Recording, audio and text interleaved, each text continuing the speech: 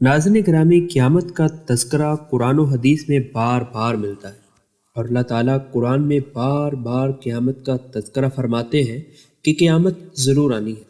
قرآن مجید میں ایک جگہ پر اللہ فرماتے ہیں کہ قیامت کے دن نہ تمہاری رشتہ داریاں ہرگز تمہارے کام آئیں گی اور نہ ہی تمہاری اولاد، اور اللہ ہی تمہارے درمیان فیصلہ کرے گا، اور تم جو کچھ کرتے ہو اللہ اسے پوری طرح دیکھتا ہے۔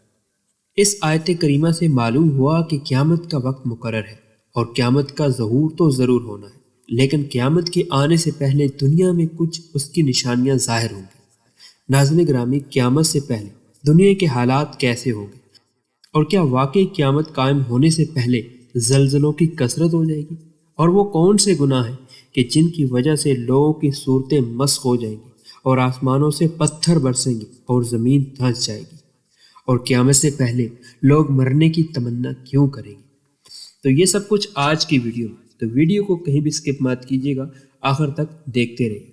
ناظرین گرامی، رسول خدا صلی اللہ علیہ وآلہ وسلم نے ارشاد فرمایا کہ خدا کی قسم قیامت اس وقت تک قائم نہیں ہوگی جب تک درندے انسانوں سے نہ بولیں گے، اور جب تک انسان کے کوڑے کا اگلا حصہ اور جوتی کا تسمہ اس سے ہم کلام نہ ہو جائے، اور جب تک اس کی ران اسے یہ نہ بتا دے گی کہ تیرے پیچھے تیرے گھر والوں نے یہ کام کیا۔ یعنی قیامت سے پہلے ایسا ضرور ہوگا۔ قیامت سے پہلے صرف مال ہی کام دے گا۔ حضرت مقداد فرماتے ہیں کہ رسول خدا صلی اللہ علیہ وآلہ وسلم نے ارشاد فرمایا کہ یقیناً لوگوں پر ایسا زمانہ بھی آئے گا کہ صرف دینار اور درہم ہی نفع دیں گے۔ اس حدیث پاک کی تشریح میں علماء لکھتے ہیں، یعنی اس زمانے میں حلال کما کر ہی دین کو محفوظ رکھا جا سکے گا، اور کسب حلال ہی انہیں حرام سے بچائے گا۔ مطلب یہ کہ دین میں اتنے کمزور ہوں گے کہ اگر حلال نہیں ملے گا تو تکلیف اور بھوک برداشت کر کے حرام سے نہیں بچیں گے، بلکہ حرام میں مبتلا ہو جائیں گے۔ اگر کسی کے پاس حلال مال ہوگا تو اسے حرام سے بچا لے گا۔ علماء کی رائے اس حدیث میں یہ ہے کہ ہر معاملے میں مال ہی سے کام چلے گا، دین بھی مال ہی کے ذریعے محفوظ رکھا جا سکے گا، اور دنیا کے معاملات میں بھی مال ہی کو دیکھا جائے گا۔ کسی پارٹی کے صدر اور سیکرٹری کے انتخاب میں بھی سرمایہ داری ہی کی پوچھ ہوگی۔ قوم و خاندان کے چودھری وڈیرے بھی مالدار ہی ہوں گے۔ نکاح کے لیے مالدار مرد ہی کی تلاش کی جائے گی۔ غرض یہ کہ ہر معاملے میں مال کو دیکھا جائے گا اور مالدار ہی کو آگے رکھا جائے گا، جیسا کہ ہمارے اس زمانے میں ہو رہا ہے کہ مالدار ہونا شرافت اور بڑائی کی دلیل بن گیا ہے۔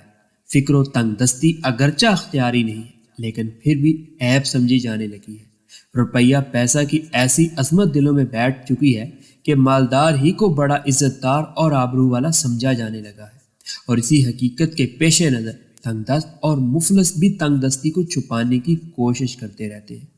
افسوس، حیف صد حیف کہ جو فقر مومن کی امتیازی شان تھی وہ عیب بن کر رہ گئی، اور اس سے بڑھ کر یہ کہ فقر کی وجہ سے بہت سے لوگ ایمان سے پھر رہے ہیں، ایمان کو چھوڑ رہے ہیں۔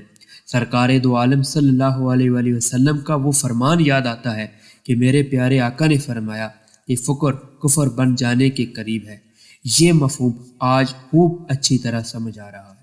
حضرت سفیان ثوری رحمۃ اللہ علیہ فرماتے تھے کہ پہلے زمانے میں نیک لوگوں کے ماحول میں مال کو ناپسند کیا جاتا تھا، لیکن آج مال مومن کی ڈھال ہے۔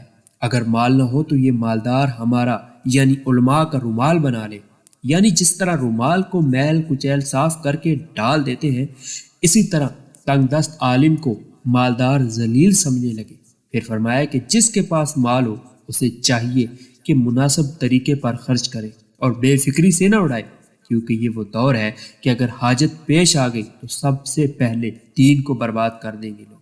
ناظرین گرامی، قیامت سے پہلے چاندی اور سونے کے پہاڑ ظاہر ہوتے ہیں۔ حضرت ابو ہریرہ سے روایت ہے کہ رسول خدا صلی اللہ علیہ وآلہ وسلم نے ارشاد فرمایا کہ زمین اپنے اندر سے ستونوں کی طرح سونے چاندی کے لمبے لمبے ٹکڑے اگل دے گی، جس کی وجہ سے مال بے قیمت ہو جائے گا، اور قاتل آ کر کہے گا کہ ہائے افسوس، اس بے حقیقت اور بے قیمت چیز کی وجہ سے میں نے ایک انسان کی جان لے لی۔ اور مال کی وجہ سے قطع رحمی کرنے والا کہے گا کہ ہائے افسوس، اس کی وجہ سے میں نے قطع رحمی کی۔ اور چور آ کر کہے گا کہ ہائے افسوس کی بات کہ اس کی وجہ سے میرا ہاتھ کاٹ دیا گیا۔ اور یہ کہہ کر اس مال کو چھوڑ دیں گے اور اس مال میں سے کچھ نہیں لیں گے۔ دوسری حدیث میں آتا ہے کہ قیامت سے پہلے وہ وقت آئے گا کہ نہر فرات کے اندر سے سونے کا ایک پہاڑ ظاہر ہوگا۔ اس کو قبضہ کرنے کے لیے لوگ آپس میں جنگ کریں گے، آپس میں لڑائی کریں گے، جس کے نتیجے میں 99% انسان مر جائیں گے، جن میں سے ہر ایک کا گمان اور خیال یہی ہوگا کہ شاید میں ہی بچ جاؤں۔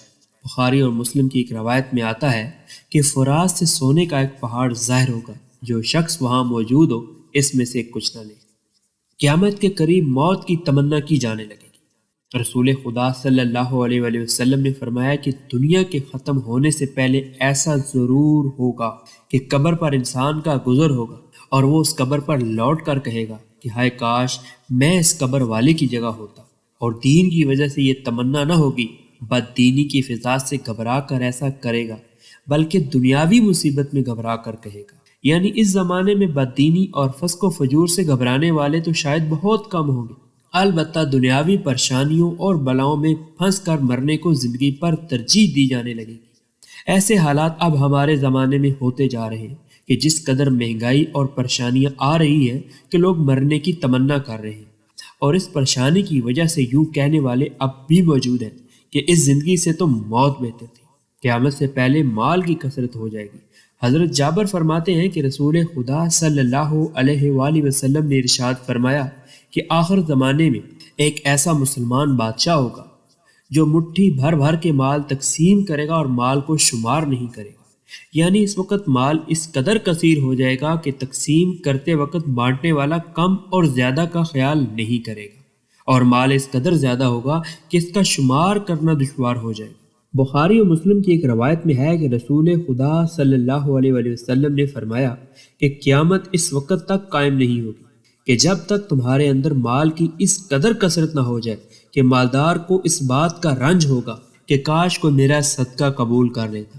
حضرت عوف بن مالک رضی اللہ تعالیٰ عنہ فرماتے ہیں کہ میرے سامنے رسول خدا نے قیامت کی 6 نشانیاں ذکر کی، جن میں سے ایک یہ بھی ہے کہ مال کی اس قدر کثرت ہوگی کہ انسان کو 100 دینار سونے کی اشرفیاں دی جائیں گی تو وہ انہیں کم سمجھ کر ناراض ہو جائے گا۔ بعض روایات میں یہ بھی آتا ہے کہ آپ صلی اللہ علیہ وآلہ وسلم نے فرمایا کہ صدقہ کرو، کیونکہ تم پر ایک ایسا زمانہ بھی آئے گا کہ انسان صدقہ لے کر چلے گا کسی کو دینے کے لیے، اور کوئی قبول کرنے والا نہیں ملے گا۔ جسے دینا چاہے گا وہ یہی کہے گا کہ تو کل لے آتا تو میں ضرور قبول کر لیتا، آج تو مجھے اس کی ضرورت نہیں رہی۔ قیامت سے پہلے جھوٹے نبی پیدا ہوں۔ حضرت سبحان رضی اللہ تعالیٰ عنہ فرماتے ہیں کہ رسول خدا صلی اللہ علیہ وآلہ وسلم نے فرمایا کہ جب میری امت میں تلوار رکھ دی جائے گی، یعنی امت آپس میں خانہ جنگی کرنے لگے گی، تو قیامت تک تلوار چلتی رہے گی، اور قیامت اس وقت تک قائم نہ ہوگی جب تک میری امت کے بہت سے قبیلے مشرکین میں داخل نہ ہو جائیں، اور جب تک میری امت کے بہت سے قبیلے بتوں کو نہ پوجنے لگے۔ اور پھر فرمایا بلا شبہ میری امت میں 30 کذاب ہوں گے، جن میں سے ہر ایک اپنے آپ کو نبی بتلائے گا، حالانکہ رسول خدا صلی اللہ علیہ وآلہ وسلم نے فرمایا انا خاتم النبیین لا نبی بعدی، کہ میں خاتم النبیین ہوں، میرے بعد کوئی نبی نہیں ہو سکتا۔ قیامت سے پہلے زلزلے بہت آئیں گے۔ حضرت ابو ہریرہ رضی اللہ تعالیٰ عنہ فرماتے ہیں کہ رسول خدا صلی اللہ علیہ وآلہ وسلم نے ارشاد فرمایا کہ قیامت اس وقت تک قائم نہیں ہوگی جب تک 2 بڑی جماعتیں آپس میں زبردست جنگ نہ کر لیں، جن دونوں کا دعویٰ ایک ہی ہوگا، اور جب تک 30 کے قریب ایسے دجال و کذاب پیدا نہ ہو جائیں جن میں سے ہر ایک اپنے آپ کو اللہ کا رسول بتلائے گا۔ اور فرمایا کہ اس وقت تک قیامت قائم نہیں ہوگی جب تک دنیا سے علم نہ اٹھ جائے اور زلزلوں کی کثرت نہ ہو جائے۔